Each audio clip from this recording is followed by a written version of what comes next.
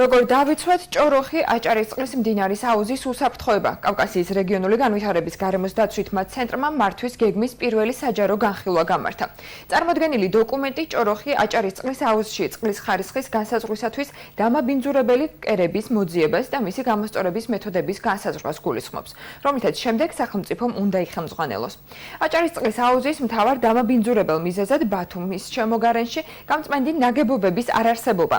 სასოფლო-სამეურნეო სავარგულები და მდინარეთა კალაპოტების რღვევა დასახელდა. პირველი ნაბიჯები კი სახელმწიფოს მხრიდან წყლის ხარისხის მუდმივი მონიტორინგია. როგორც დღეს გახდა ცნობილი, მთავრობაში მუშაობა მიმდინარეობს წყლის მართვის შესახებ კანონის დახვეწაზეც, რომლის დამტკიცებაზეა დამოკიდებული აღნიშნული გეგმის დამტკიცება და მისი ამოქმედება. აუზების მართვის გეგმაზე მუშაობა სახელმწიფომ ევროკავშირის მოთხოვნების საფუძველზე დაიწყო.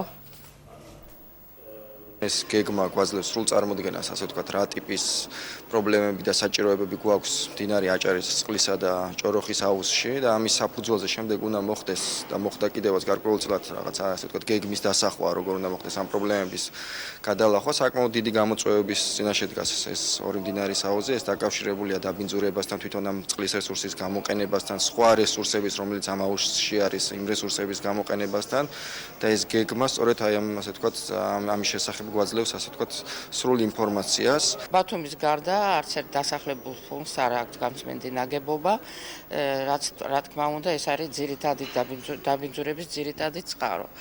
მეორე არის დიფუზური და ეგრეთ წოდებული დიფუზური დაბინძურება სასოფლო-სამეურნეო სავარგულებიდან. მესამე ეს არის კალაპოტების მოდიფიცირება, შეცვლა, ისე რომ ვთქვათ, და წყლის ხარჯის პრობლემება ძირითადად ჰიდროელექტროსადგურების შემცველობასთან დაკავშირებით. როგორც კი განიხილება საბოლოო სახის მიიღებს, დამტკიცებული იქნება საქართველოს მთავრობის შემდეგ, ამის მერე რა თქმა უნდა დაიწყება. თუმცა პარალელურ რეჟიმში დაწყებული არის, ხდება მონიტორინგი მდინარეების ხარისხობრივი მაჩვენებლების, შესაბამისი დამაბინძურებელ ობიექტების იდენტიფიცირება, შესაბამისი ღონისძიებების და სანქციების გატარება. ასევე მომდევნო წლებში დაგეგმილი არის ჰიდროლოგიური სადგურების დამატებით კვლევის ჰიდროლოგიური სადგურების მშენებლობა ამ პროექტის პარალელურად.